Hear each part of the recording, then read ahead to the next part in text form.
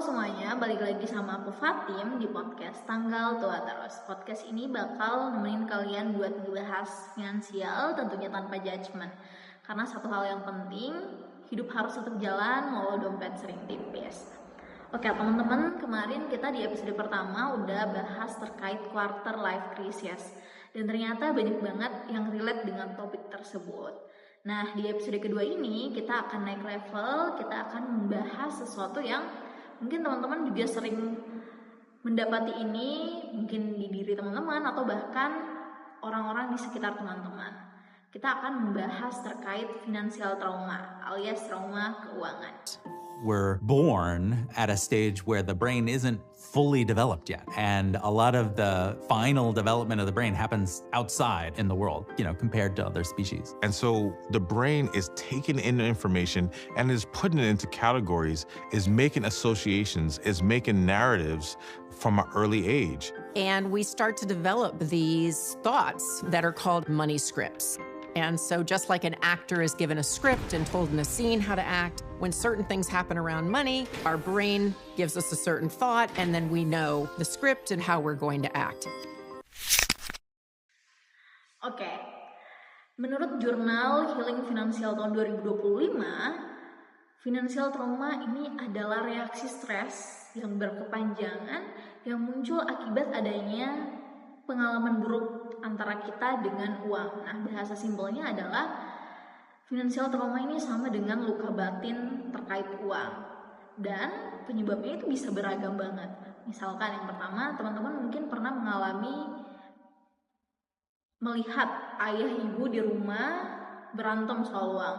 Atau mungkin teman-teman pernah melihat keluarganya mengalami kebangkrutan yang mungkin dulu sebelum bangkrut, teman-teman tiap minggunya harus ke mall, jalan-jalan, harus makan enak, harus keluar kota, keluar negeri. Tapi setelah bangkrut, orang tuanya mengalami kebangkrutan, kebiasaan-kebiasaan sebelumnya tiba-tiba hilang begitu aja.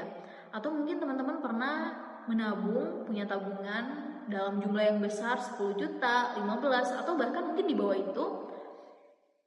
Dan kemudian teman-teman tiba-tiba kena tipu yang mengakibatkan uang-uang teman-teman tuh tiba-tiba lenyap, tiba-tiba hangus. Nah, ini nih yang buat otak kita tuh merekam bahwa uang itu menakutkan. Atau kalau nggak ada uang, ya aku nggak bisa apa-apa, aku bakal selesai. Teman-teman, financial trauma ini itu bukan cuma soal perasaan aja. Ini adalah satu hal yang benar-benar mempengaruhi otak kita. Jadi di bagian otak kita ini ada dua bagian yang kalau trauma ini datang, itu akan bereaksi yang tidak wajar. Nah, yang pertama adalah amigdala.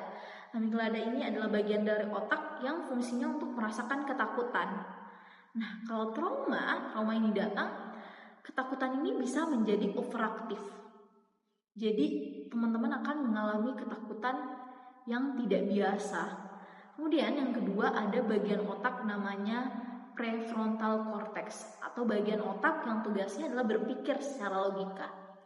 Nah, dia bisa jadi seperti laptop yang ngehang atau lagi panas, lemot dan sebagainya. Makanya kita sering menemukan orang-orang dengan trauma finansial itu ketika dia mengambil keputusan itu adalah keputusan yang impulsif.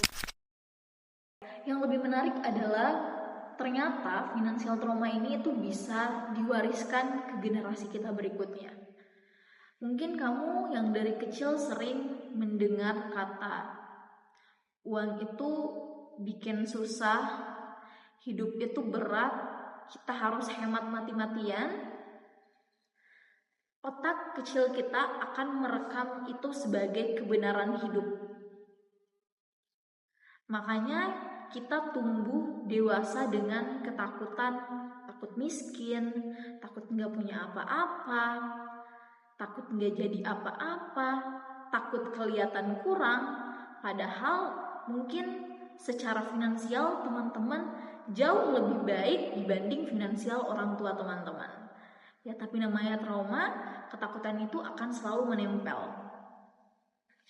Nah, inilah yang disebut sebagai intergenerational trauma finansial. Jadi, yang diwariskan adalah sebuah kecemasan, bukan uang, bukan rumah, bukan tanah, melainkan sebuah kecemasan. Nah, sebagai generasi muda, generasi Gen Z yang mungkin 5 tahun, 10 tahun dari sekarang akan menjadi orang tua, mungkin sekarang sudah mengalami kecemasan juga, was-was melihat pertumbuhan ekonomi di negara kita. Nah, teman-teman, menurut data dari BPS per Juli 2025 kemarin, inflasi di Indonesia itu mencapai angka 2,37%. Dan dari tekanan ekonomi inilah yang nanti akan menjadi kecemasan finansial dan semakin larut akan menjadi sebuah trauma finansial. Nah, kabar baiknya teman-teman, ternyata finansial trauma ini bisa kita pelan-pelan sembuhkan, bahkan bisa kita cegah. Nah, menurut jurnal Healing Financial tahun 2025, ada 2 pendekatan yang menurut mereka sangat efektif untuk financial trauma ini. Yang pertama adalah mindfulness, yang kedua adalah financial therapy. Nah, untuk mindfulness ini kita pelan-pelan menyadarkan diri kita sendiri. Jadi kita duduk, kemudian kita menanyakan kepada diri kita, ini aku cemasnya karena apa? Ini aku takutnya karena apa? Ini ketakutannya apakah sudah dari dulu atau baru-baru ini yang terjadi?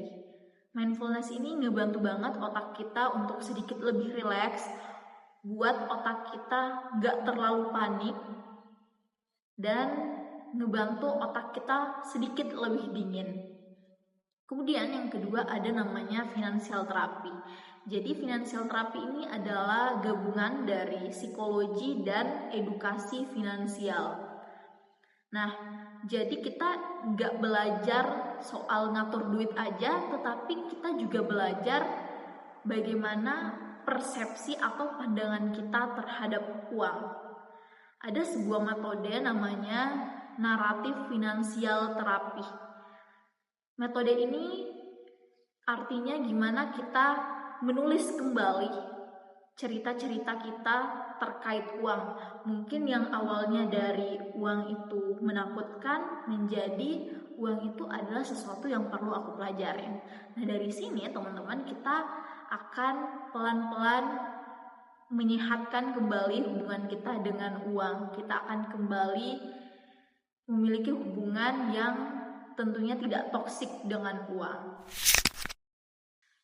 Financial trauma ini adalah hal yang nyata, bisa dirasakan oleh siapa saja, apalagi di zaman sekarang yang tekanan ekonomi itu semakin kompleks. Tapi bukan berarti kita harus berada dalam ketakutan selamanya. Dengan kesadaran baru, kemudian edukasi keuangan yang lebih sehat, ini akan membuat hubungan kita dengan uang lebih damai, lebih dewasa. Oke teman-teman, terima kasih udah dengerin podcast Tanggal Tua terus. Sampai jumpa di episode berikutnya dan semoga tanggal tua kali ini masih aman. Aku Fatin dan bye-bye.